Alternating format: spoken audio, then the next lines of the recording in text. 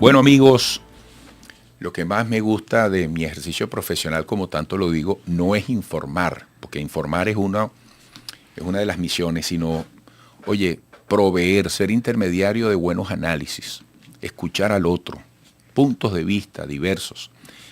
Y siempre agradezco la presencia de mi próximo invitado, mi primer invitado del día de hoy, Jesús Rafael González, politólogo con posgrado en gobernabilidad y gerencia política, doctor en ciencias políticas, ha participado en la estrategia y dirección de campañas electorales, asesor en la formulación y dirección de políticas públicas para organismos públicos, privados y multilaterales como el PNUD, Unión Europea, ILDIS, UCB, UCAP, Fundación Empresas Polar, profesor de materias relacionadas con la teoría de la organización y la comunicación política en la UCB.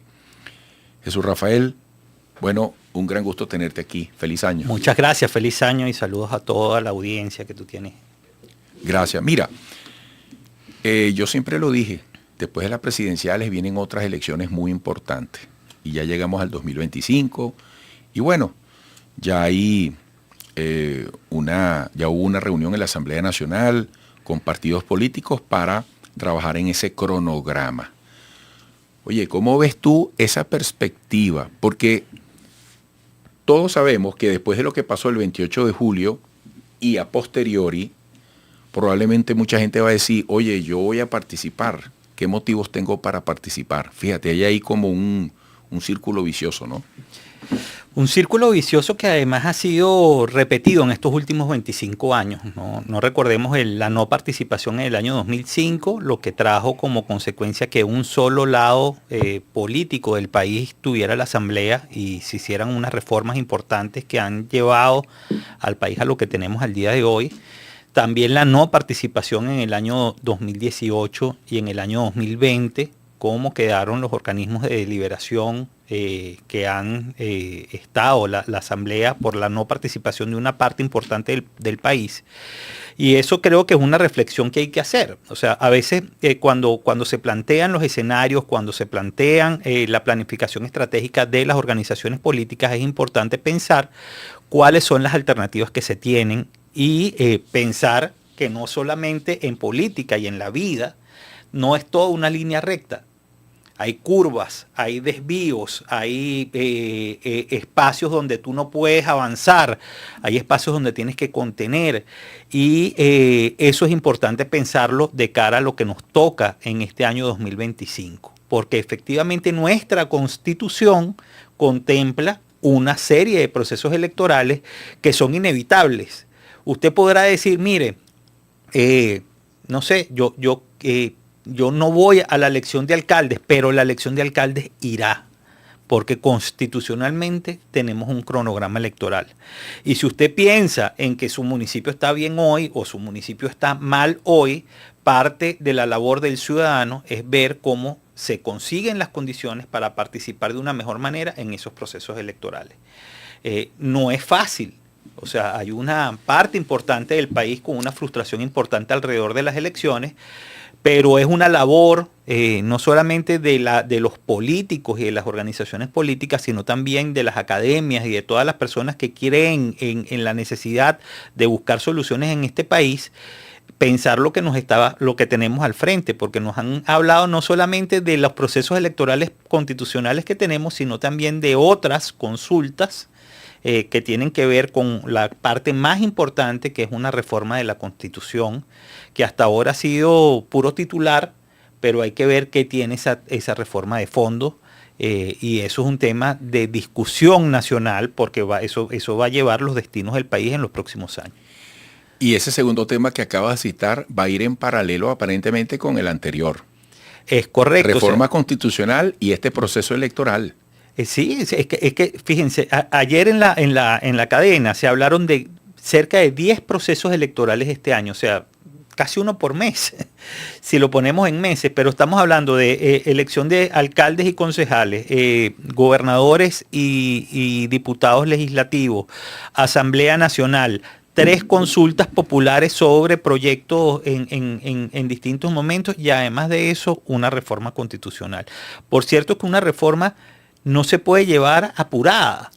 O sea, ya los intentos de llevar reformas apuradas se vivieron en el año 2007. Por cierto, fracasó, el primer gran fracaso del chavismo fue intentar llevar esa reforma y se perdió en el año 2007.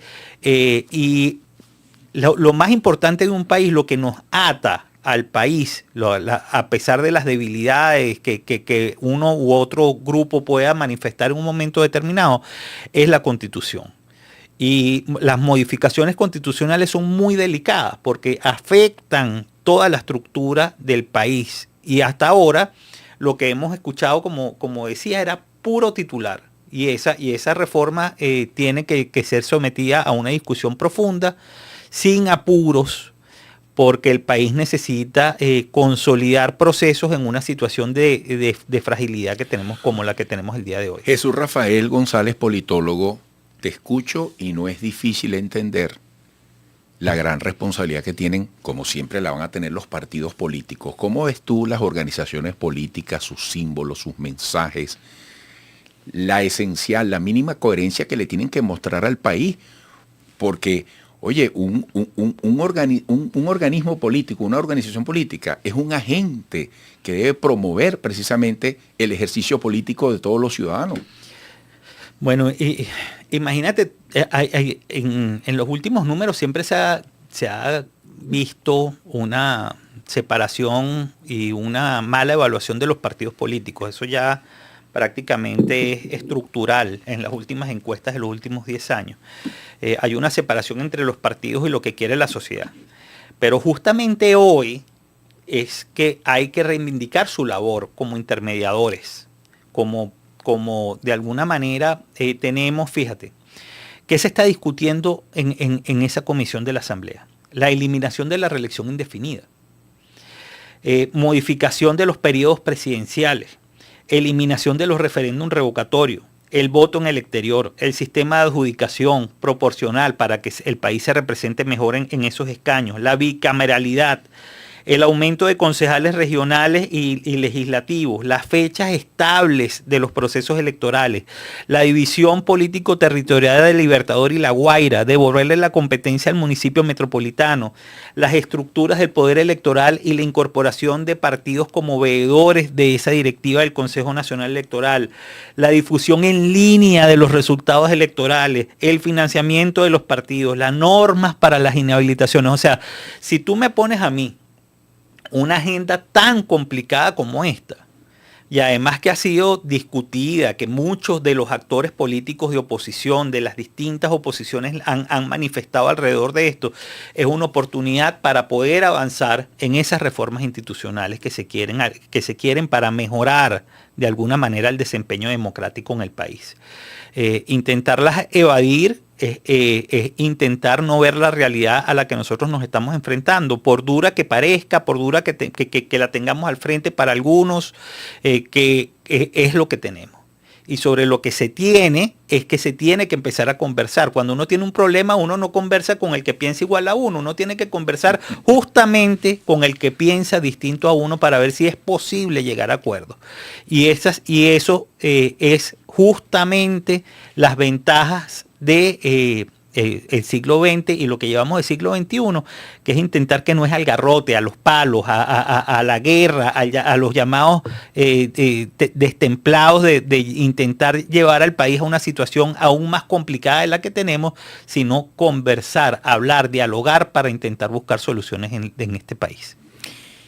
Mira, ya un poco para ir finalizando, qué gran mensaje estás dando además, Jesús Rafael, desde la racionalidad, difícil en este mar, en esta tormenta de emociones, pero quien está en desacuerdo, quien está desganado, desesperanzado incluso, quien hoy dice no voy a votar, pero quizás quisiera ver cambios, ¿qué le dirías tú?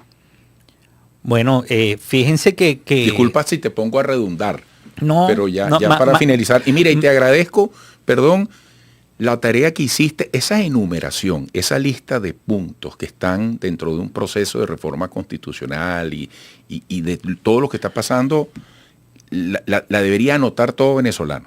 Sí, fíjate, a ver, el mecanismo por excelencia para intentar negociar salidas en el país son las elecciones.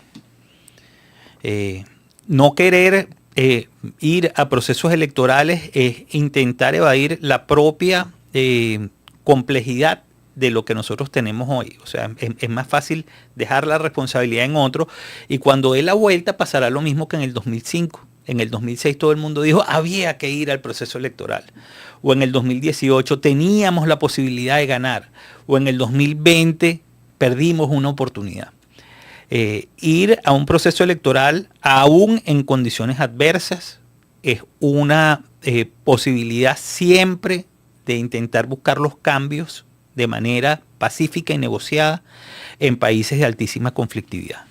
Así que es una tarea pendiente intentar de alguna manera hacer una modificación de conducta y generar esas expectativas alrededor del voto como mecanismo de cambio.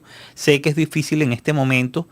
Sé que es difícil hablar porque alguno dirá colaboracionista, vende patria, te vendiste. No, todo lo contrario. En los momentos más complicados se requiere aún más conversación y se requieren aún más participación para votar en condiciones aún de fragilidad institucional. Bueno, Jesús Rafael, súper agradecido y hasta pronto. Gracias por tu aporte. No, gracias a ti. Esa lista fue muy interesante. Jesús Rafael González, politólogo con posgrado en gobernabilidad y gerencia política, doctor en ciencias políticas. Volveremos.